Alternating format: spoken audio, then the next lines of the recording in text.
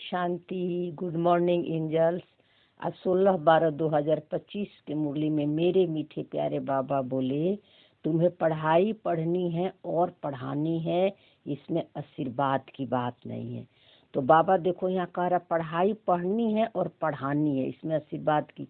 ये तो पता है कि बाबा आशीर्वाद और कृपा किसी पर नहीं करता है ना। उसका शरीर ही नहीं है तो आशीर्वाद और कृपा कैसे करेगा? वो तो साइलेंस है, उसकी तो कोई आवाज ही नहीं है, भाषा नहीं है, तो कैसे आशीर्वाद और कृपा करेगा? तो यहाँ समझो कि पढ़ाई पढ़नी है, यानी इस मन को बाबा पढ़ा रहा है। इस मन को बाबा नॉलेज दे रहा है कि हे आत्मा, हे मन, अब तुम इस पढ़ाई से अपने को मूल आत्मा का जो नेचर है साइलेंस, उस सेट पर सेट हो जाओ, उस स्मृति में आ जाओ, यानी अपने को आत्मा समझो, है ना। तो अब हमें इस मन को पढ़ाना है। ये मन जो रोल में फंसा हुआ है ना, हर चीज से अपनी पहचान बना लिया है, शरीर से, संस्कारों से, है ना, बाहर के दुनिया से, कर्म इंद्रियों से। अब इस मन को बाबा पढ़ा रहा है। अब इस मन को समझ देनी है। क्या समझ देनी है? कि तुम रोल नहीं हो, सोल हो, और उसका तुम्हारा नेचर साइलेंस है। अगर तो ये है अपने आप पर आशीर्वाद करना, है ना। जो इस स्मृति में रहेगा कि मैं आत्मा हूँ, परमात्मा समान हूँ, तो बाबा की आशीर्वाद मिल ही रही है ना। मांगने की जरूरत नहीं पड़ती है, क्योंकि वो पावर और शक्ति महसूस होती है। फिर बाबा बोला तुम सबको यही बताओ कि बाप को याद करो तो सब दुख दूर हो जाएंगे। तो हमको किसको बताना है? ये मन जो दुख और सुख में फंसा हुआ है, मैं दुखी हूँ, मैं सुखी हूँ, मैं क्रोधी हूँ, मैं पापी हूँ, मैं लोभी हूँ, है ना।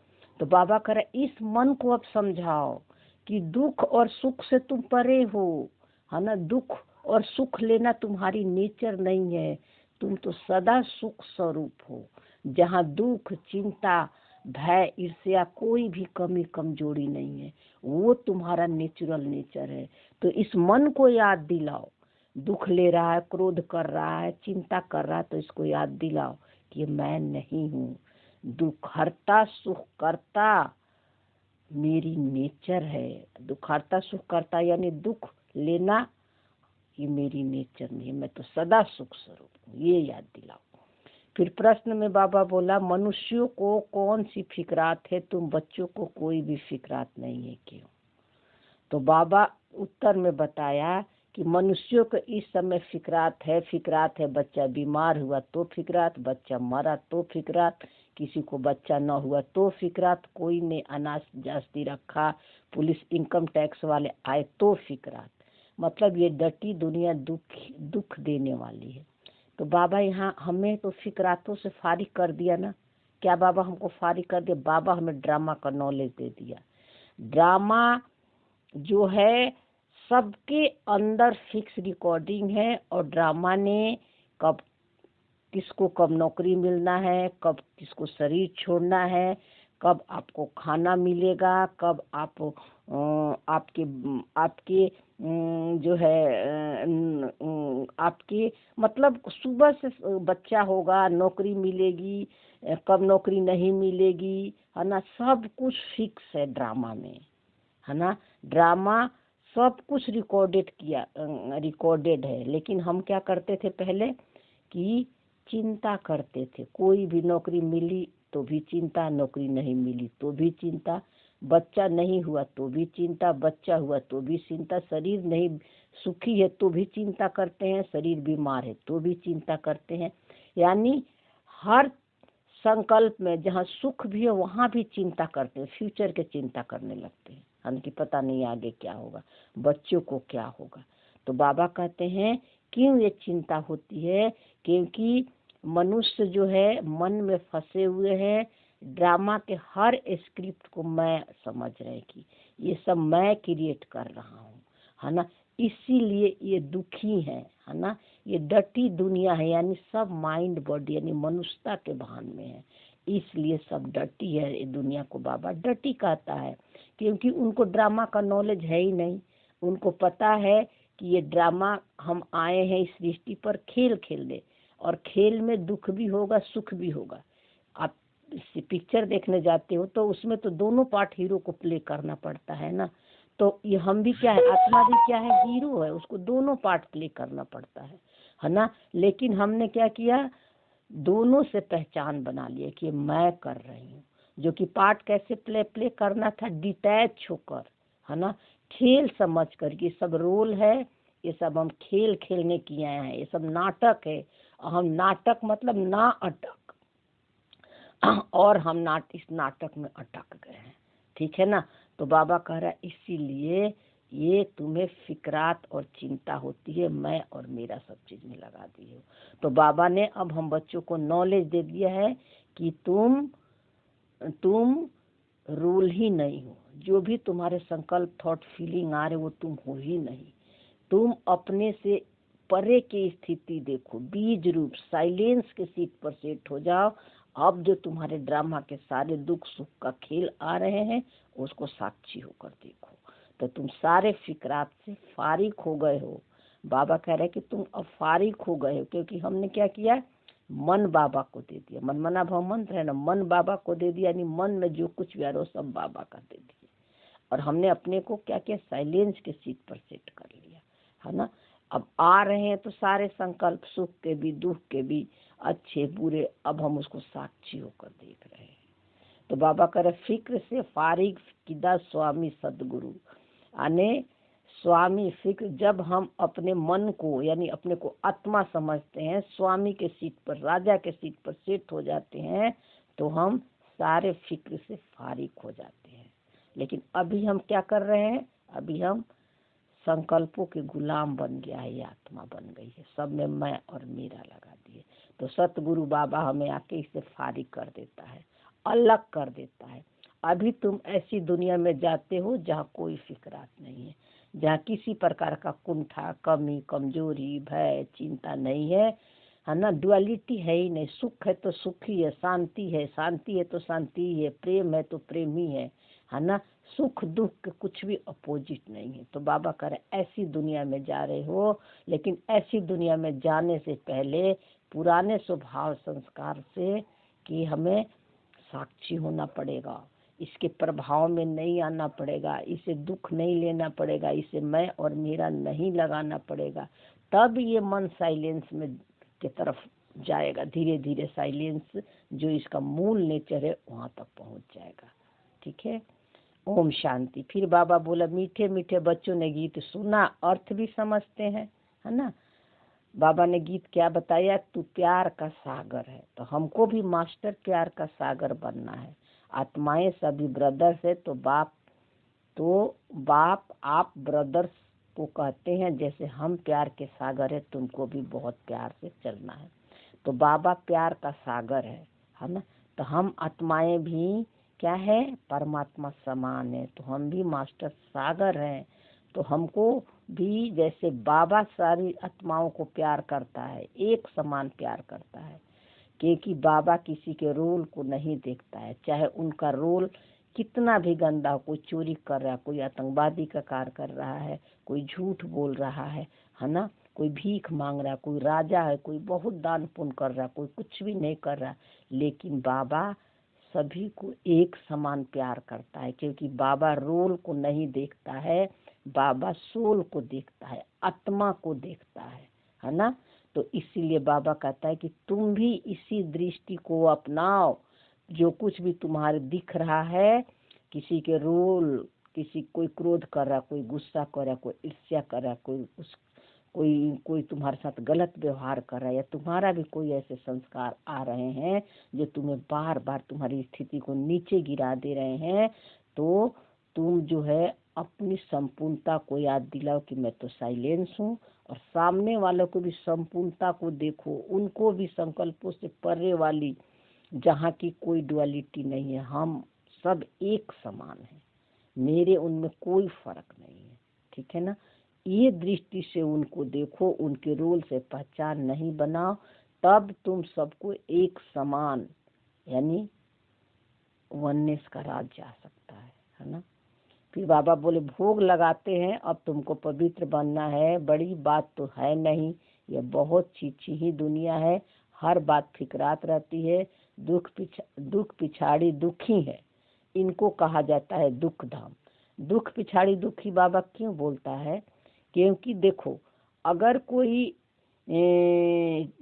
चीज जो है हमारे लाइफ में, जीवन में, है ना, अगर कोई सुख के भी परिस्थिति आती है, जैसे बहुत धन हो गया, बहुत पैसा हो गया, बच्चे बहुत अच्छे हो गए, लेकिन मन की शांति किसी को नहीं है।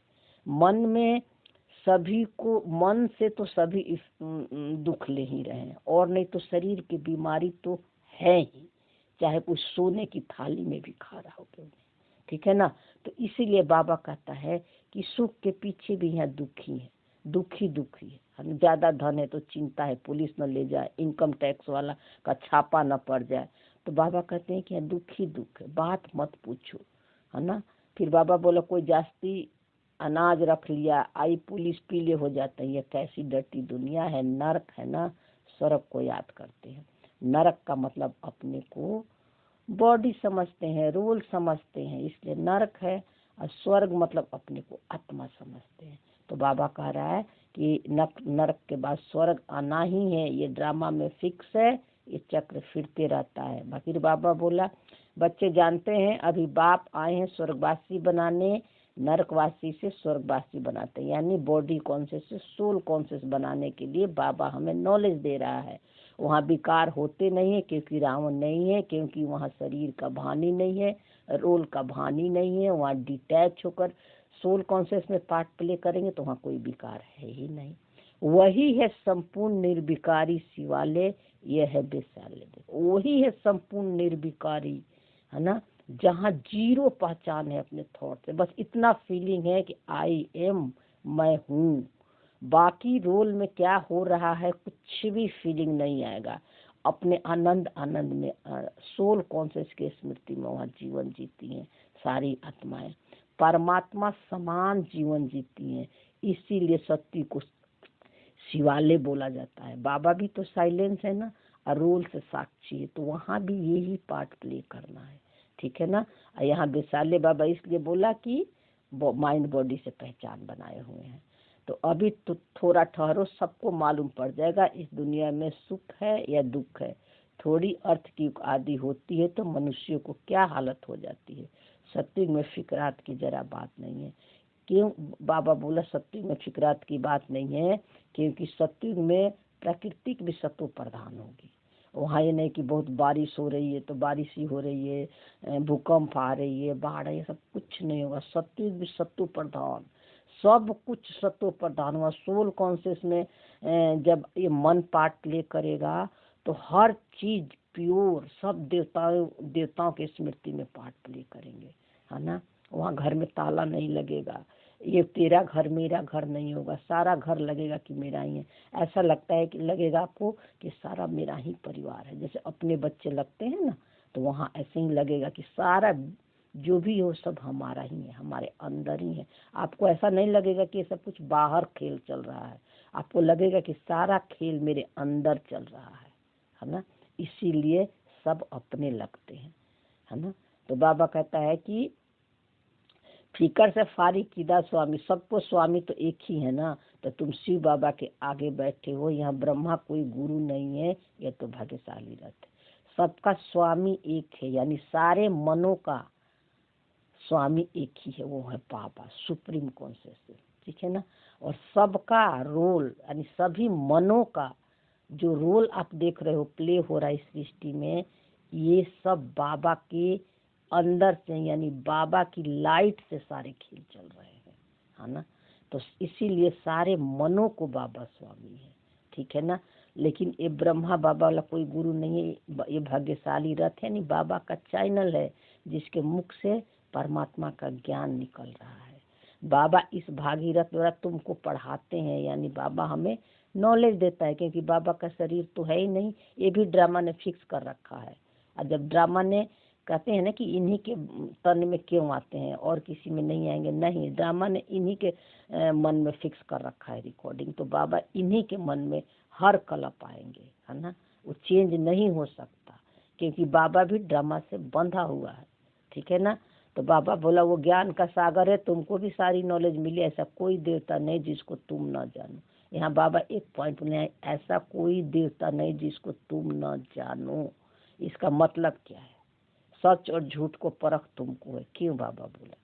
बाबा इसलिए बोला कि ये जितने भी आपको स्थूल रूप में जड़ चित्रों के रूप में देवताओं की मूर्ति बनाकर दिखाए हैं, वो रियल में स्थूल रूप में है नहीं इस दुनिया में। ठीक है, वो कॉन्शियसनेस की पूजा होती है, उनकी प्यूरिटी की पूजा होती है।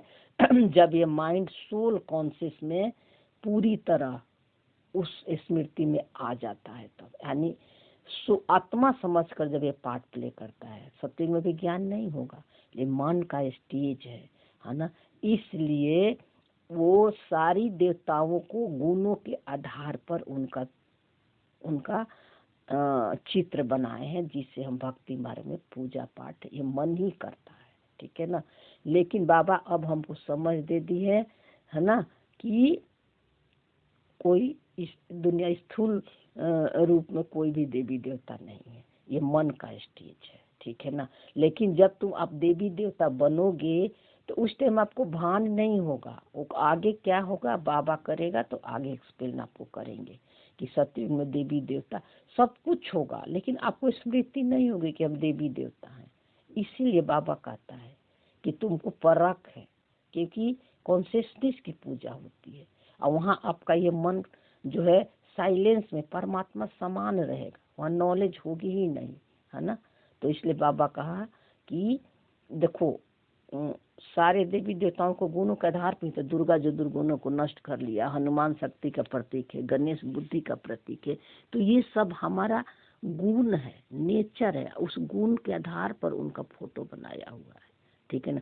शीतला देवी जो अपने शांति को हर ली, काली माँ जिसने क्रोध को हरण कर लिया, तो इस बेस पर सबकी मूर्तियां बनाई हुई है।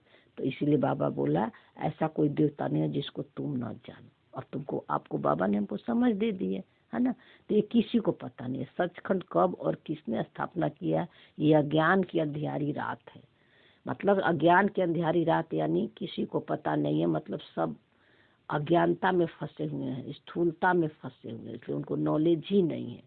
तुम्हारी गत मत तुम ही जानो, ऊंच से ऊंच वह एक ही, बाकी तो सारी रचना है। तो एक पॉइंट यहाँ पर और बाबा ने, ऊंच से एक ही है, बाकी सब रचना है। बाबा सुप्रीम कॉन्शियसनेस है और उसके अंदर से पहला संकल्प आया, एक संकल्प आया जो ब्रह्मा का मन है। ठीक है ना। और ब्रह्मा ने जो क्रिएट किया जो संकल्प, बाकी उनका क्रिएशन है। फिर उन मनों ने जो क्रिएट किया फिर उनका क्रिएशन है। लेकिन सबका रचता तो बाबा ही है ना। सबका मनों की कहानियां, ये रोल जो चल रहा है वो बाबा के अंदर से ही चल रहा है। तो रियल में रचता बाबा है ना।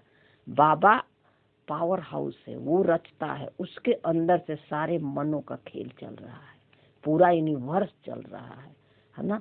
तो वो है हद के बाप जो 2-4 बच्चों को रचते हैं, बच्चा नहीं हुआ तो फिक्रात करते हैं, माने लौकिक बाप को बता रहा है कि वो तो हद के बाप है, बॉडी कॉन्शियस में 2-4 बच्चे को का ही बाप हो सकते हैं, पूरे विश्व के आत्माओं का बाप नहीं हो सकते, है ना। तो लेकिन बाबा तो पूरे विश्व की आत्माओं का बाप है, क्योंकि सब आत्माओं मतलब ये मन जो है सब बाबा के अंदर से ही निकला हुआ मन, यानी एनर्जी है। मन क्या है? एनर्जी है।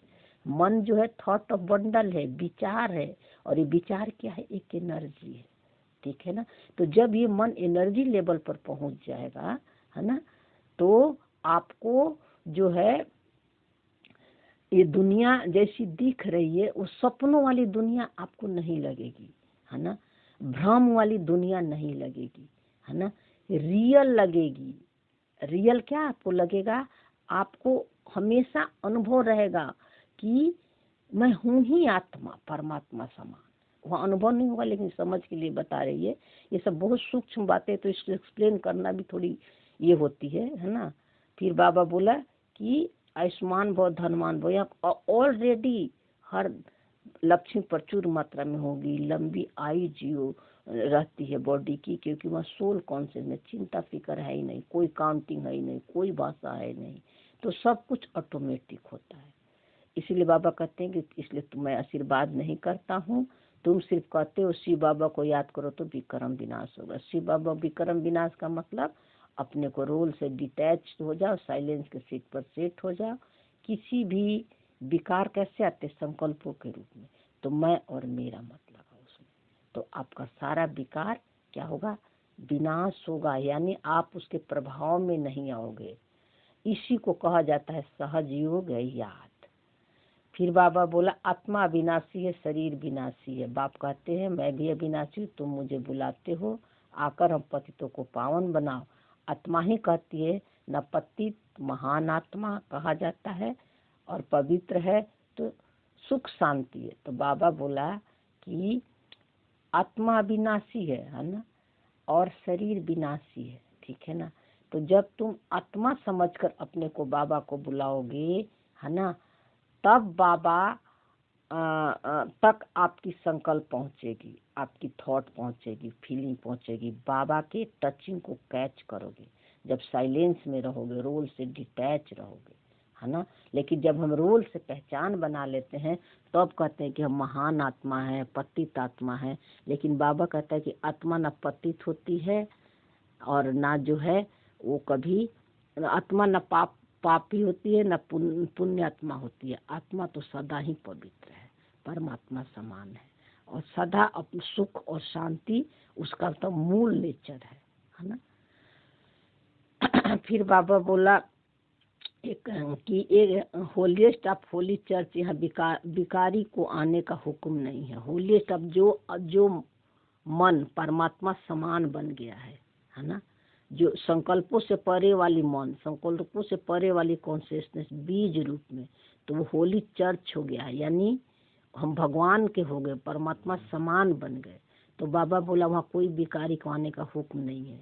परम धाम में जहाँ बॉडी नहीं है, शरीर नहीं है, संकल्प नहीं है, थॉट नहीं है, फीलिंग नहीं है, तो वहाँ कहाँ से विकार आएगा, नहीं आएगा ना, ठीक है ना। तो अभी हम उस स्टेज तक पहुंचने के लिए पुरुषार्थ कर रहे हैं, ठीक है ना। लेकिन सतयुग में जब ये मन पूरी तरह जीरो पहचान हो जाएगा पुराने संस्कारों से, पाठ से अपने, तो ये मन जो है जब मन होली ऑफ चर्च बन जाएगा, इसमें सत्व प्रधानी सिर्फ संस्कार रहेंगे, है ना। उसमें कोई भी मन माइंड की डुअलिटी नहीं आएगी। तो बाबा कहता है कि एक कहानी भी है, इंद्र सभा में कोई परी किसी को छुपा कर ले गई तो उसको मालूम पड़ गया, तो फिर उसको श्राप लग गया, पत्थर बन गए। तो देखो यहाँ बाबा इंद्र सभा मतलब क्या, इंद्र सभा कहाँ है, आपके मन के अंदर है, बाहर में नहीं है। कोई हमें माउंट आबू के हॉल में या सेंटर के हॉल में नहीं, अपने अंदर में जाओ। इंद्र सभा यानी इंद्रियों से परे जाना। जब आप इंद्रियों से परे चले गए हो, है ना, इंद्रियों के इफेक्ट में नहीं आ रहे हो, कोई संकल्प थॉट फीलिंग नहीं है, साइलेंस में हो, परमात्मा समान हो, ठीक है ना। अब उसमें कोई संकल्प आ गया विकार की, कोई दुख की, कोई सुख की, तो जब आप उसे पहचान बना लोगे, मैं और मेरा लगा लोगे कि क्यों आ रहा है, कब जाएगा, है ना, तो आपको श्राप लग जाएगी, यानी आप पछताप में पड़ जाओगे, बॉडी कॉन्शियस में आ जाओगे। पत्थर बन जाना यानी बॉडी कॉन्शियस में आ गए, अपने संकल्पों से पहचान बना लिया, है ना। आत्मा तो इंद्रियों से परे है ना, आप इंद्रियों से पहचान बना लिए, तो ये श्राप लग जाएगी, है ना। तो ये अब श्राप लग जाएगी यानी आपकी स्थिति नीचे आ जाएगी। यह श्राप आदि कोई बात, लेकिन यहाँ श्राप आदि की कोई बात नहीं है। बाबा क्यों बोला, यहाँ तो ज्ञान की वर्षा होती है। अब ज्ञान से आपको बाबा समझ दे दिया कि तुम रोल नहीं हो उसमें, मैं और मेरा मत लगाओ, साइलेंस के सीट पर सेट रहो, लास्ट तक ये सब आएंगे, साक्षी होकर देखो, है ना। अब ये समझ दे दिया है ना बाबा, फिर भी हम संकल्प क्यों आ रहे हैं, कब जाएंगे, हम युद्ध कर रहे हैं उसको हटाने में। तो बाबा कह रहे हैं कि तुम्हें ज्ञान की वर्षा, यानी ज्ञान को तुम अच्छी तरह समझे ही नहीं हो। पतित कोई भी इस होली पैलेस में आ ही नहीं सकता है।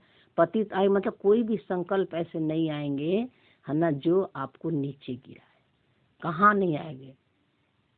अभी तो हम संगम युग पर तो आ ही रहा है ना, दोनों संस्कार आ रहे हैं, है ना।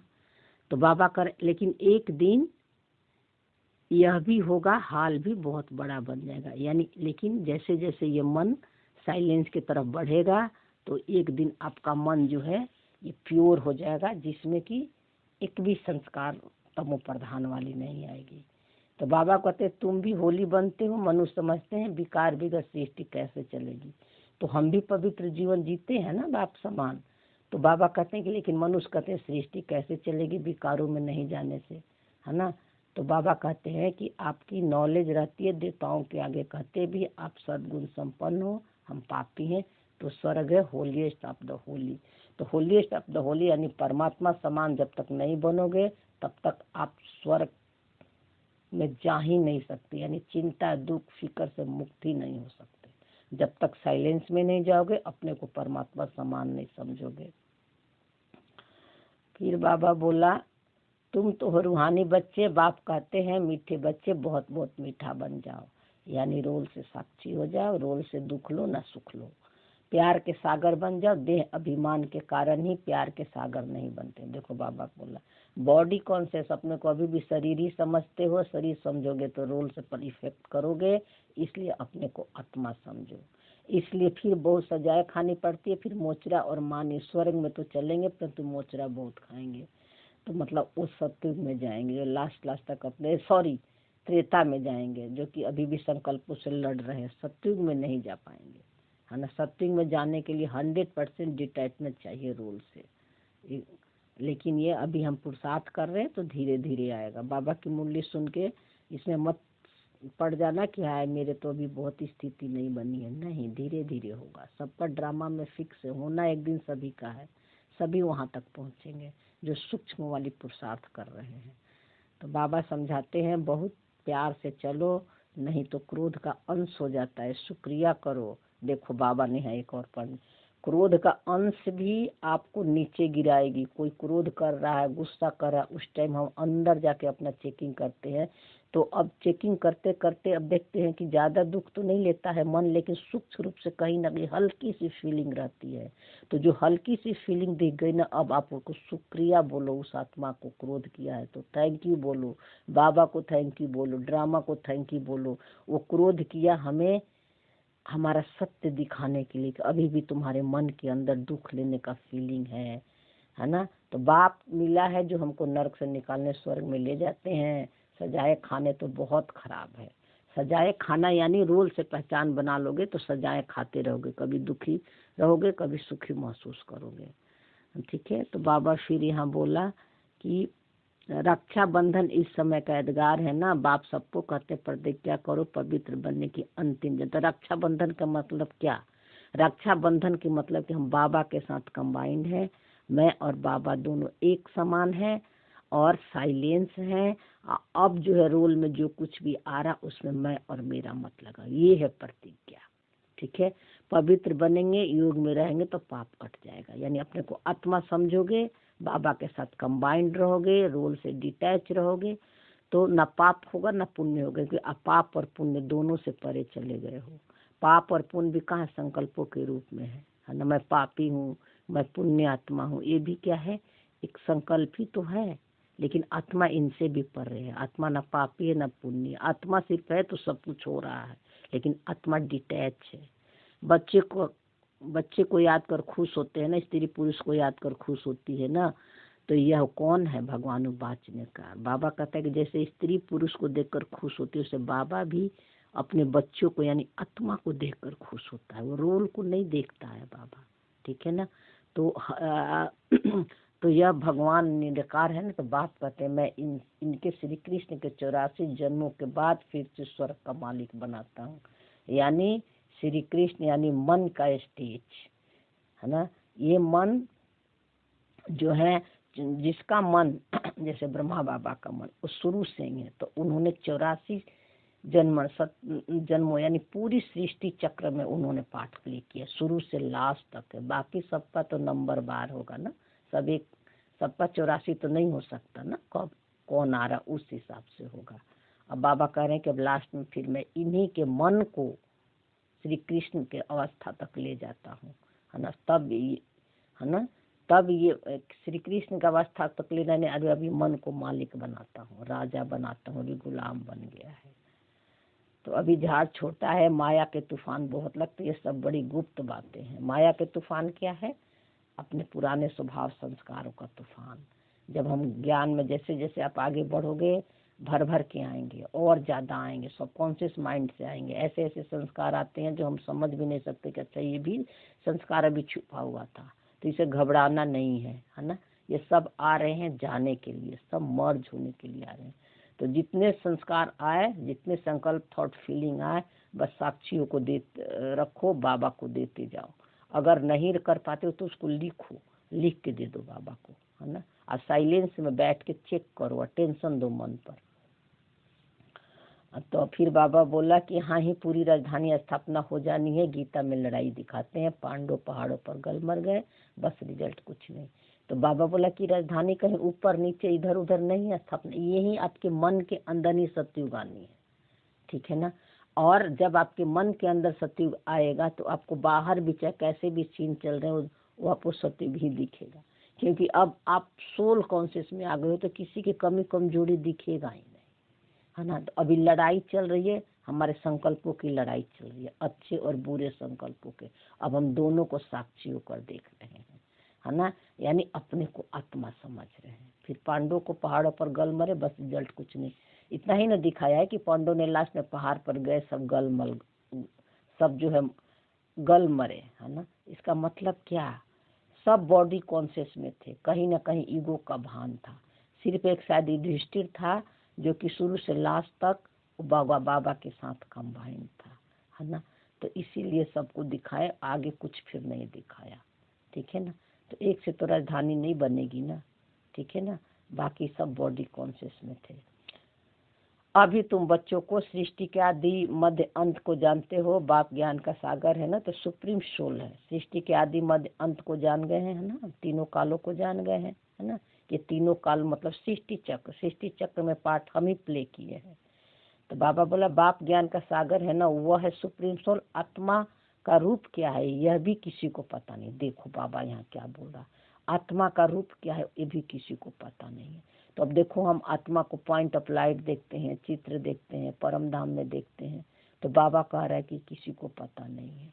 आत्मा क्या है, संकल्पों से परे का जो स्वरूप है ना वो है आत्मा। आत्मा को देख नहीं सकते, आत्मा एक समझ है ना, एनर्जी है। एनर्जी को आप कैसे देख सकते, है ना। तो बाबा बोला तुम्हारी बुद्धि में वो बिंदी है, तुम्हारे में भी यथार्थ रीति कोई समझते नहीं। बुद्धि में हमारे बिंदी है, बिंदी तो हमने विजुलाइज कर लिया, लेकिन बिंदी का मतलब नहीं समझा। बिंदी का मतलब पॉइंट ऑफ लाइट, लाइट का मतलब ज्ञान की लाइट, है ना। जिस ज्ञान की लाइट से, जिस समझ से आत्मा जो है अपने सारे संस्कारों को वो साक्षी होकर देखती है कि हमने सारे सृष्टि चक्र में पार्ट प्ले किए, लेकिन मैं इससे अलग हूँ, है ना। बिंदी का मतलब है सारा झाड़ बिंदी के अंदर ही है, सारा झाड़ हमारे मन के अंदर ही समाया हुआ है, ठीक है ना। तो बाबा कहते हैं इसीलिए, लेकिन आत्मा इन झाड़ से अलग है ना, ठीक है ना, संस्कारों से अलग है। ये है बिंदी का मतलब, जिसके अंदर सारे सिंधु समाये हुए हैं। सारी दुनिया संकल्पों के रूप में इस बिंदी के अंदर ही है ना। लेकिन बाबा कहते इस बात को कोई समझते नहीं, लेकिन अलग है ना। क्योंकि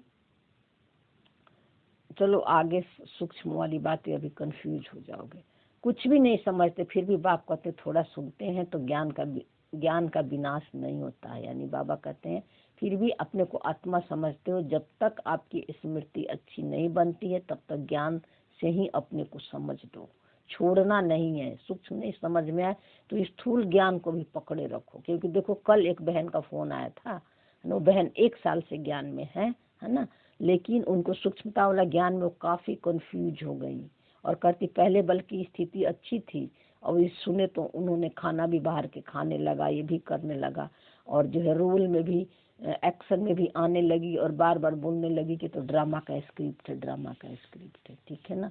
तो इसीलिए जब तक आपको साइलेंस की स्मृति नहीं हो जाती है, ज्ञान की पूरी क्लियरिटी नहीं हो जाती है, तब तक ज्ञान वाली पॉइंट को मत छोड़ो, है ना, छोड़ना नहीं है, ठीक है ना।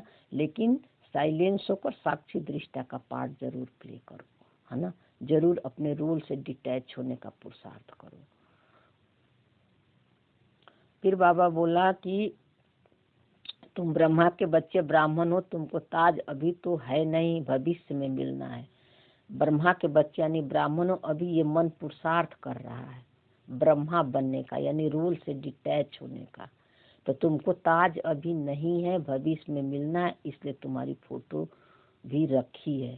ताज का मतलब है कि अभी ये मन अपने को राजा नहीं समझ रहा है ना। अभी उस साइलेंस के स्मृति तक नहीं पहुंच, स्टेज तक नहीं पहुंच, परमात्मा समान नहीं परमात्मा समान अभी नहीं पहुंच रहा, अभी रोल में फंस रहा है, कभी स्थिति नीचे कभी ऊपर हो रही है। इसलिए बाबा कहते हैं हम ब्राह्मणों को ताज नहीं दे सकते अभी, है ना। बाप आकर, क्योंकि हमारी स्थिति अभी ऊपर नीचे हो रही है ना। तो इसीलिए बाबा कह रहा है कि अभी तुम्हारी फोटो है, यानी बाबा इस मन को फोटो देकर उसको समझ देता है। फोटो से, चित्र से ये अच्छी तरह से क्लियरिटी हो जाती है। इसीलिए बाबा ये सब फोटो चित्र दिखाया है, लेकिन ज्ञान तो सूक्ष्म ही है। बाप आकर बच्चों को डबल सिरताज बनाते हैं। डबल सिरताज मतलब आत्मा और इस शरीर का जो कर्म इंद्रियां हैं, इसे डिटैच करके इसका मालिक बना देते। मैं आत्मा हूँ सबसे पहले, और ये कर्म इंद्रियां मेरे अंडर में है, यानी मेरे अंदर है। ये है डबल सिरताज, है ना। तुम फील करते हो बरोबर। पहले हमारे में 5 विकार थे, नारद मिसाल पहले भक्त भी तुम बने थे। अब बात कितना ऊंचा बनाते, पहले हम भी भक्त थे ना। भक्ति, मन भक्ति करता था, सुख शांति भगवान से मांगता था, है ना। लेकिन भक्ति का फल नहीं, बाबा ज्ञान दे दिया, समझ दे दिया इसी मन को कि हे मन, अब तू भटकना छोड़, अपने को आत्मा समझ, मुझे याद कर। फिर बाबा बोला, बाप कुछ लेता नहीं है, शिव बाबा फिर क्या लेंगे? तुम शिव बाबा के भंडारी में डालते हो, मैं तो ट्रस्टी हूँ, लेन देन का हिसाब सारा शिव बाबा से है। मैं पढ़ता हूँ, पढ़ाता हूँ, जिसने अपना सब कुछ दे दिया वो फिर लेगा क्या? कोई भी चीज में तो ममत्व नहीं रहते ना। देखो बाबा यहाँ क्या बोलना चाहता है। बाबा ये कह रहा है कि बाबा के तो शरीर नहीं है, बाबा तो सोचता भोगता करता है, ठीक है ना। और देखो बाबा कह रहा है कि मैं भी ट्रस्टी हूँ, मैं भी ट्रस्टी हूँ, मतलब बाबा भी ड्रामा अनुसार, ठीक है ना, ये ज्ञान सुनाने के लिए आता है। लेकिन बाबा भी कभी ये नहीं कहता है कि मैं सुना रहा हूँ, है ना। अपने को ट्रस्टी समझता है ना। बाबा देखो कितना निरअहंकारी है, ठीक है ना। तो बाबा बोला कि तुम जब बाबा के भंडारी में दे देते हो सब कुछ, तुम बाबा को समर्पण कर दिए हो, तन मन धन संकल्प समय संबंध, तो जब सब कुछ आ रहा है तो तुम उसमें मैं और मेरा क्यों लगा रहे हो, क्यों ममत्व लगा रहे हो? वो सच में तुमने बाबा को दे दिया है तो तुम क्यों दुख ले रहे हो? बाबा ने दिया, तुमने बाबा को दे दिया, अब उसे ममता क्यों रख रहे हो, है ना। तो बाबा ये बात कह रहा है, अब तुमको ममत्व नहीं है। ममत्व कैसे आते? संकल्पों के रूप में। अब आपको क्या करना है कि स्थूलता में नहीं जाना। जो संकल्प आपने बाबा को दे दिया कि बाबा ये दुख का संकल्प आ रहा है, चिंता का संकल्प आ रहा है, आपने बाबा को दे दिया ना। अब बाबा को दे दिया तो अब, लेकिन इसका मतलब ही नहीं कि वो संकल्प नहीं आएंगे, वो आएंगे, है ना। लेकिन आपको बार बार याद दिलाना है कि ये मेरा नहीं है, ये मेरा नहीं है। मन बाबा को दे दिए, बाबा तू ले ले, ये तेरा है ये। अब फिर हम क्या करते हैं, मैं और मेरा लगा देते हैं, है ना। फिर उसको हटाने का कोशिश करते हैं ज्ञान के पॉइंट से। तो बाबा कहते हैं कि तुमने इस संकल्प को झूठा कर दिया मैं और मेरा लगा दिया, तो अब बाबा नहीं लेगा, है ना। तो उसमें यहाँ बहुत अच्छी तरह से सूक्ष्म रूप से टेंशन रखना है, ठीक है ना। तो बाबा बोला कि आपको ही जब आप संकल्पों से पहचान बना लेते हो तो आपको ही नुकसान पहुंचाते हैं। सुधरते ही नहीं है तो ईश्वर के तदबीर भी क्या करे। क्योंकि बाबा बार बार हमें बताता है कि तुम रोल नहीं हो, सोल हो और साइलेंस हो, मेरे जैसी हो, साक्षी रहो। और बार बार हम पहचान बना लेते हैं। तो बाबा कहता है कि मैं भी इसमें कुछ नहीं कर सकता, है ना। बाबा कुछ नहीं करता है, सब कुछ ड्रामा में रिकॉर्डेड है, फिक्स है, ठीक है ना। सिर्फ आपको बाबा समझ दे दिया, रूल से साक्षी होकर अपने को अलग देखने का, है ना। साक्षी दृष्टा बन जाओ। बाकी बाबा कुछ नहीं करता। बाबा तो वह करता है, सोचता है, भोगता है। इस मन को इसी स्टेज पर ले जाने के लिए ज्ञान सुना रहा है। तो बाबा क्या करेगा? हम कहते हैं सब कुछ बाबा कर रहा, बाबा कुछ नहीं करता है। फिर बाबा बोला मैं आत्माओं से बात कर रहा हूँ, अविनाशी आत्माओं को अविनाशी परमात्मा बाप ज्ञान दे रहे हैं, आत्मा कानों से सुनती है, बेहद के बाप ये नॉलेज सुना रहे। तो अब यहाँ पर कंफ्यूज मत हो जाना, देखो बाबा दोनों तरह के बात बोलता है। आत्मा कानों से सुनती है, आँख से देखती है, मुख से। एक तरफ बाबा बोलता है कि आत्मा कुछ करती ही नहीं है, परम धाम की स्थिति में टिक जाओ, बीज रूप में। आत्मा कानों से सुनती है मतलब ये कान से जो आपकी कान के द्वारा जो आपके अंदर आवाज जा रही है, है ना, जो नॉलेज जाती है, जो मन सुनता है, ठीक है ना। और ये मूल आत्मा तो साक्षी होकर देखती है ना। तो अब ये मन सुनता है, और मन जो है जो कुछ भी सुनता है वो उससे दुख और सुख लेता है। और मन के अंदर जो फीलिंग आ रही है, सेंसेशन आ रही है, इमोशन आ रही है, और मूल आत्मा उस पर लाइट शाइन करती है, वो दिखाती है ना। अगर आप सूक्ष्म ज्ञान में हो तो आप देखोगे तो आपको लाइट शाइन करेगी कि अभी आप यानी दिखाएगी आपको, जब अंतर्मुखता में हो तो, कि देखो तुम्हारे अंदर अभी ये कमी है, जो कि ये तुम्हारा नेचर नहीं है ना। अब हमको सूक्ष्मता में ये पुरुषार्थ करना है, ठीक है ना। अब दिख गया आपको, अब उससे साक्षी हो जाओ, थैंक यू बोलो। बाबा बोला ना कि शुक्रिया बोलो, है ना। तो आत्मा कानों से, नाकों मुख से सुनती है, नाक से सूंघ लेती है, ये सब नहीं करती है आत्मा। आत्मा है तो कान सुन रहा है, मुख बोल रहा है, आंख देख रहा है, लेकिन इसका फीलिंग, इस अच्छा बुरा इफेक्ट मन लेता है। आत्मा सिर्फ मूल आत्मा प्रेजेंस से उसकी लाइट पड़ रही है, एनर्जी है ना आत्मा। आत्मा एनर्जी है, एनर्जी को कैसे देख सकते हो, है ना।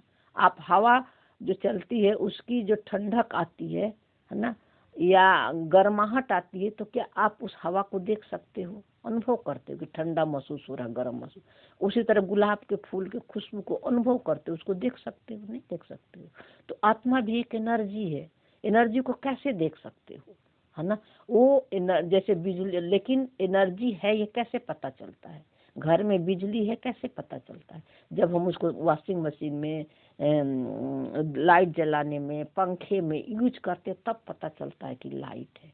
उसी तरह आत्मा एक एनर्जी है ना, लाइट शाइन कर रही है उसको, ठीक है ना। और सारे खेल आपका ऑटोमेटिक चल रहा है ना। आत्मा कुछ नहीं करती है, मूल आत्मा कुछ नहीं करती है, ठीक है ना। तो तुमको मनुष्य से देवता बनाते हैं, रास्ता दिखलाने वाले सुप्रीम सोल पंडा है। श्रीमत कहती है पवित्र बनो, मेरे को याद करो, तुम्हारे पाप भस्म हो जाएंगे, है ना। फिर बाबा बोला तुम ही सत्व प्रधान थे, 84 जन्म भी तुमने लिया, बात इनको ही समझाते हैं। तुम सत्व प्रधान से अब तमो प्रधान बन गए हो, यानी बाबा इस मन को समझाता है कि तुम सत्व प्रधान थे, अब तुमने रोल से पहचान बनाकर तमो प्रधान बन गए, और फिर मुझे याद करो। तो इसको योग अग्नि कहा जाता है। ये ज्ञान अभी तुमको है। सत्युग में मुझे कोई याद नहीं करते, इस समय ही मैं कहता हूँ मुझे याद करो, तो तुम्हारे पाप कट जाएंगे। देखो ये बहुत इंपॉर्टेंट बात है। बाबा ने यहाँ क्या बोला, सत्युग में कोई मुझे याद नहीं करते, यानी ये मन परमात्मा समान बन जाता है ना, साक्षी होकर, साइलेंस होकर पार्ट प्ले करता है।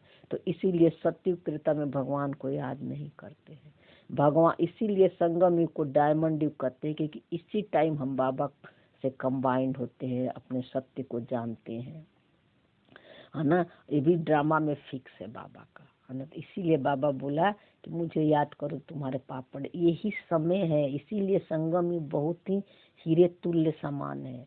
बाकी किसी युग में, सत्युग त्रेता में तो परमात्मा का नॉलेज होगा ही नहीं, क्योंकि उसके उसी स्वरूप में पार्ट प्ले करोगे। और द्वापर से फिर क्या होता है कि रोल में फंस जाते हैं, माइंड बॉडी से पहचान बना लेते हैं, फिर भगवान को ढूंढने के लिए भक्ति करते हैं, है ना। लेकिन फिर भी वो शांति, वो सुख का अनुभव नहीं होता। इसलिए तो बाबा को आना पड़ता है, संगम युग में आना पड़ता है, यानी ज्ञान सुनाना पड़ता है, इससे मन को, यानी इस आत्मा को रोल से बाहर निकालने के लिए। तो यही एक संगम युग समय है, इसको मिस नहीं करना है, काफी अटेंशन देना है। रचयिता और रचना के आदि मध्य अंत का ज्ञान मिल गया और कोई जानते नहीं है। शिव बाबा कहते हैं लक्ष्मी नारायण में भी यह ज्ञान नहीं है, ये तो परलब्ध है ना। अच्छा, तो मतलब शिव बाबा लक्ष्मी नारायण में भी ज्ञान नहीं है, मतलब सत्युग में ज्ञान नहीं होगा, है ना, क्योंकि वहाँ शरीर का भान ही नहीं रहेगा। जब आप लक्ष्मी नारायण में यानी देवी देवता के रूप में पार्ट भी प्ले करोगे, ड्रेस से सजे भी रहोगे, सोने चांदी हीरे जवाहरात से सब कुछ रहेगा, लेकिन वो आपको स्मृति नहीं रहेगी, क्योंकि आप अपने सोल कॉन्शियस के आनंद आनंद में खुशी खुशी में रहोगे। वहाँ अनुभव नहीं होगा यहाँ पर, क्योंकि वहाँ भाषा है ही नहीं, संकल्प है ही नहीं, और जो संकल्प थॉट आएंगे वो काम ऑटोमेटिक बाहर हो जाएगा, क्योंकि वहाँ रोल से भी डिटैच हो और शरीर से भी डिटैच हो, तो वहाँ कुछ स्मृति नहीं होगी, वहाँ क्या होगा क्या नहीं। ये तो अभी बाबा मन को समझ दे दिया है, क्योंकि बाबा को तो सब कुछ पता है ना, तो अभी बाबा इस मन को समझ दे रहा है, इसको अच्छी अच्छी सब चीजें दिखा रहा है, ताकि ये मन अपने सत्य तक पहुंच जाए। ठीक है ना। तो बाबा बोला वहाँ ज्ञान इसलिए नहीं होगा, यहाँ जो अभी पुरुषार्थ कर रहे हो अपने को आत्मा समझने का, तो आत्मा सबसे हायर एनर्जी है। जब ये मन हायर एनर्जी तक पहुंच जाएगा, परमात्मा समान बन जाएगा, तो वो प्रचुर मात्रा में वहाँ प्रारब्ध होगी। जैसे यहाँ मिट्टी पत्थर कंकड़ सब जगह दिख रहा है, सब जगह सोने चांदी हीरा होगा, लेकिन आपको स्मृति नहीं होगी कि सोना है कि हीरा है कि चांदी है ना। ये डिफरेंस आ जाती है। अच्छा, मीठे मीठे शकीले दे बच्चों प्रति माता पिता बाप दादा का याद प्यार और गुड मॉर्निंग। रूहानी बाप के रूहानी बच्चों को नमस्ते। धारणा के पॉइंट में बाबा ने बताया प्यार की राजधानी में चलना है, इसलिए आपस में चीरखंड होकर रहना है। प्यार की राजधानी में वापस चलना है, यानी वननेस के राज में जाना है, जहाँ की मैं अलग तू अलग नहीं है ना। तो अभी उस राजधानी में जाने के लिए, यानी इस मन को राजा बनाने के लिए चीरखंड होकर रहना है, यानी रोल से डिटैच होकर रहना है, शरीर से डिटैच होकर रहना है। कभी भी लून पानी बन मतभेद में नहीं आना है। अगर कभी संकल्पों में नून पानी, यानी अगर हम रोल में फंस भी जाते हैं तो उसको हटाने मिटाने या पश्चाताप या रोने या माफी मांगना का काम मत करना, नहीं तो और नीचे उतर जाओगे। उसको साक्षी होकर देखो, 1 सेकंड में डिटैच हो जाए।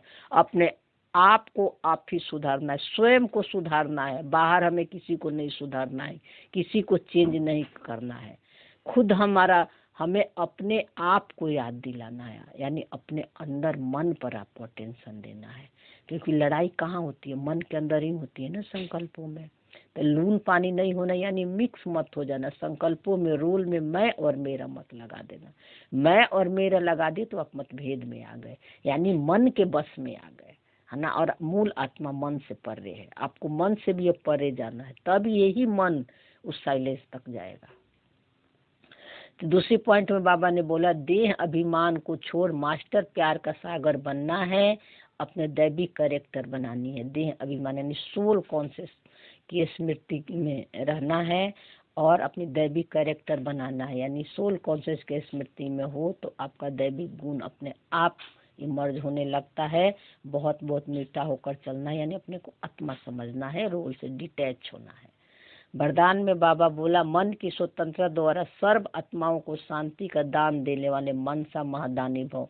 तो मन को स्वतंत्र करना है। मन अभी क्या किया है, परतंत्र हो गया, यानी सारे कर्म इंद्रियां से अपनी पहचान बना रखा है। बाहर में जो कुछ भी देख रहा है उसका इफेक्ट कहाँ आता है, मन के अंदर आता है। अब है ना, अब इस मन को स्वतंत्र कर देना, यानी सारे इंद्रियों से। बाबा बोला ना कि इंद्र सभा में कोई भी नहीं आ सकते भिखारी, यानी इंद्र सभा यानी इंद्रियों से परे के सीट पर इस मन को सेट कर देना। इंद्रियों से परे का सीट क्या है, साइलेंस, यानी मूल नेचर में अपने को सेट कर देना है। और मन में जो कुछ भी आ रहे हैं उसको साक्षी होकर देखना है, किसी भी से पहचान नहीं बनाना है, और इसी दृष्टि से सबको देखना है, उनको भी संपूर्णता में देखना है। तब आपकी शांति की वाइब्रेशन बाहर जाएगी, और ये सबसे बड़ी मनसा सेवा है, और मनसा सेवा ही महादानी भाव का बाबा ने वरदान दिया। तो बाबा ने डिटेल में बताया कि बांधेलिया तन से भल परतंत्र है, लेकिन मन से यदि स्वतंत्र है तो अपनी वृत्ति द्वारा सुसंकल्प द्वारा विश्व के वायुमंडल को बदलने की सेवा कर सकते। देखो बाबा, बांधेलिया यानी जो अपने रोल के बंधन में बंधी हुई है, ठीक है ना, जो कुछ भी रोल में आ रहा है उससे दुख और सुख ले रही है, ठीक है ना। यानी परतंत्र यानी माइंड बॉडी और रूल से पहचान बना ली है। तो शरीर के कोई कितना भी कुछ करे, मुंह से कोई कितना भी कोई रोके, लेकिन मन आपका बाबा के साथ कंबाइंड है। आपको पता हो रहा है कि ये रूल में जो कुछ भी हो रहा है ये मैं नहीं हूँ, और सामने वाला भी जो कर रहा है वो भी नहीं है। ये सब ड्रामा का स्क्रिप्ट है और मैं आत्मा अलग हूँ इससे, है ना। तो ये मन में सब आएंगे। अब इस मन को बार बार आपको याद दिलाना पड़ेगा। तो अपने व्यक्ति द्वारा सुख सुख तो अपनी यानी सोच, है ना। सोच यानी आपको बाबा समझ दे दिए, तो अब समझ से आप पूरे विश्व में, है ना, सत्य का प्रकाश फैला सकते हो, घर में रहते हुए, बंधन में रहते हुए, है ना। तो अब बाबा बाधेलिया का मतलब ये नहीं है कि कोई हमें सेंटर नहीं जाने दे रहा है, या कोई हाँ ज्ञान नहीं सुनने दे रहा, मुरली नहीं सुनने दे रहा, कोई बात नहीं है ना। उनका पाठ है ना, स्क्रिप्ट है। आप उनको आत्मा देखो, अपने को भी आत्मा समझो, संपन्न और संपूर्णता के सीट पर सेट रखो, बाबा से कंबाइंड रखो, और जो कुछ भी रोल में आ रहा है मन दुख सुख ले रहा, बाबा को देते जाओ, है ना। ये सबसे बड़ी मनसा सेवा है। तो मनसा सेवा तुम कहीं भी कर सकते हैं, चाहे घर करें चाहे बाहर करें। बाहर करें, बाहर भी जाते हैं तो मनसा ही सेवा करते हैं। फिर बाबा बोला आजकल विश्व की आवश्यकता है मन के शांति की, तो मन में स्वतंत्र आत्मा मनसा द्वारा शांति की वाइब्रेशन फैला सकते। आजकल शांति सभी ढूंढ रहे हैं ना, शांति लाने के लिए क्या क्या कर रहे हैं, लेकिन मन से स्वतंत्र नहीं हो पा रहे। स्थूल रूप में तो खूब स्वतंत्र होने का कोशिश कर रहे हैं, है ना, कि मैं आजाद हूँ, मैं कुछ भी कर सकता हूँ, लेकिन फिर भी देखो तो बंधन है ही, आप कुछ भी नहीं कर सकते इस संसार में। तो मन को स्वतंत्र कर दो, क्योंकि आत्मा जो है, मूल आत्मा जो है, सारे नियम कानून सरकार की मान्यताएं बिलीफ सबसे ऊपर है, उस पर कुछ भी लागू नहीं होता है। लेकिन रूल में तो सब कुछ करना ही पड़ रहा है, लेकिन अपने को उससे अलग देखो, उसके इफेक्ट और प्रभाव में नहीं आओ। ये है मन को स्वतंत्र करो। पाठ में तो जो ड्रामा है वो आपसे करवाएगा ही, लेकिन काफी अटेंशन देने के बाद, है ना, ठीक है ना, जो हो जाए उसको ड्रामा कहना। ये नहीं कि पहले ही से ड्रामा सब कुछ कर रहे हैं और ड्रामा करवा रहा है, ये नहीं, है ना। मनसा द्वारा शांति का वाइब्रेशन मन से फैलाव, यानी मन को रोल से टोटली डिटैच कर दो, है ना। आत्मा के संपूर्णता के सीट पर सेट रहो, तो आपके सत्य का प्रकाश फैल रही है। आप प्रकाश खुद ही हो, वो देना नहीं है एक एक को बुलाकर। तो शांति के सागर बाप की याद में रहने से ऑटोमेटिक शांति के किरण, शांति के सागर बाप की याद में रहने से, यानी साइलेंस के सीट पर सेट हो, रोल से डिटैच हो, सबको इसी दृष्टि से देख रहे हो, तो आपकी किरण फैल रही है ना। तो यही है सबसे बड़ा मनसा सेवा, और इसी मनसा सेवा को ही महादानी कहते हैं। स्लोगन में बाबा बोला पुरुषार्थ ऐसा करो जिसे देख अन्य आत्माएं भी फॉलो करे। पुरुषार्थ ऐसा करो जिसे देख अन्य आत्माएं फॉलो करने का मतलब कि पुरुष अर्थ में टिक कर, है ना, और अपने रोल से डिटैच हो जाओ, उसके प्रभाव में मत आओ, तो आपके आसपास वाले भी आपको देख के फॉलो करेंगे, यानी उनको भी सत्य का प्रकाश मिलेगा, वो भी अपने रोल से डिटैच होंगे, उनको भी शांति और सुख का अनुभव होगा। आपके पास आने से उनको शांति की फील होगी, अच्छा महसूस होगा। इसलिए पुरुषार्थ ऐसा करो, बाबा कह रहे हैं। फिर बाबा बोले अब संपन्न और कर्मातीत बनने के धुन लगाओ। तो संपन्न और कर्मातीत बनने का धुन लगाओ का मतलब बाबा ने बताया कि अब ब्राह्मण बाप समान चैतन्य चित्र बनो, लाइट और माइट हाउस की झांकी बनो। देखो बाबा ने अब बोल दिया कि ब्राह्मण यानी बाप समान, यानी अब अपने को परमात्मा समान समझो, है ना, और चैतन्य चित्र बनो। चैतन्य चित्र का मतलब कि जो संकल्पों से परे का, यानी साइलेंस के सीट पर सेट हो जाओ, ठीक है ना, और लाइट और माइट हाउस की झांकी बनो, यानी ज्ञान के प्रकाश, यानी माइंड बॉडी से डिटैच हो जाओ। लाइट मतलब ज्ञान, माइट मतलब पावर। तो लाइट मतलब ज्ञान से अब आपको समझ आ गई, है ना, कि मैं क्या, कौन हूँ कौन नहीं हूँ, तो आप उससे डिटैच रहो, और तब आपको शक्ति का अनुभव होगा। जब आप अपने रोल के प्रभाव में नहीं आओगे, फरिश्ता बनकर पार्ट प्ले करोगे, है ना, तो फरिश्ता का मतलब क्या होता है? माइंड बॉडी दोनों से हल्के, है ना। तो ये बाबा बोला ये चैतन्य रूप से बनो, यानी साइलेंस होकर पाठ प्ले करो। संकल्प शक्ति का साइलेंस का भाषण तैयार करो और कर्मातीत स्टेट पर वरदानी मूर्त का पाठ बजाओ, तब संपूर्णता समीप आएगी। संकल्प शक्ति यानी वाणी में अगर आपको ज्ञान सुनाना है तो उसकी तैयारी करो, लेकिन पीछे आपकी अपनी साइलेंस की स्मृति होनी चाहिए, है ना, कि हर संकल्पों के पीछे मेरा सत्य क्या है? साइलेंस है। और उस स्मृति से जब आप ज्ञान सुनाओगे तो जो भी निकलेगा वो सत्य निकलेगा, राइट निकलेगा और सामने वाले को टच करेगा। तो बाबा बोला कर्मातीत स्टेज पर वरदानी मूर्त का पाठ बजाओ, यानी सारे कर्मों से अपने को अलग करके देखो, रोल से टोटली अलग करके देखो, है ना। तो ये है कर्मातीत, जहाँ की कोई संकल्प नहीं है, थॉट नहीं है, फीलिंग नहीं है, इमोशन नहीं है, सेंसेशन नहीं है ना। इस स्मृति में रहो, तब जो है वरदानी मूर्त का पाठ बजाओ, तब संपूर्णता समीप आ जाएगी। यानी मूर्ति बन जाओ। मूर्ति क्या करती है? कुछ बोलती है ना, लेकिन उसके चेहरे में इतनी प्यूरिटी रहती है कि एक से एक लोग जाके झुक जाते हैं। मूर्ति कुछ बोलती है, कहती है नहीं। उसके सामने लोग अपना दुख भी बोलते हैं, सुख भी बोलते हैं, अच्छे भी बोलते हैं, रोते भी हैं, चिल्लाते हैं, लेकिन मूर्ति एक ही साइलेंस में रहती है, यानी सोल कॉन्शियस की स्टेज में रहती है। इसी तरह तुम प्रैक्टिकल जीवन में सोल कॉन्शियस की स्टेज में रहो। फिर सेकंड से भी जल्दी जहाँ कर्तव्य कराना होगा वो वायरलेस द्वारा डायरेक्शन दे सकोगे।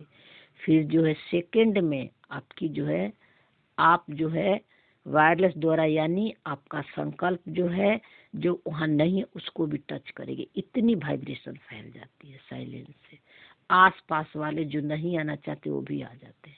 और ये हमने अनुभव किया है। अभी जो स्थूल लेवल पे बहुत बड़ी सेवा हुई है ना, तो इसमें जो है बहुत लोग ऐसे थे जो कि नहीं आने का उनका प्रभाव था, नहीं आना था, लेकिन वो भी आए, है ना। क्यों आए?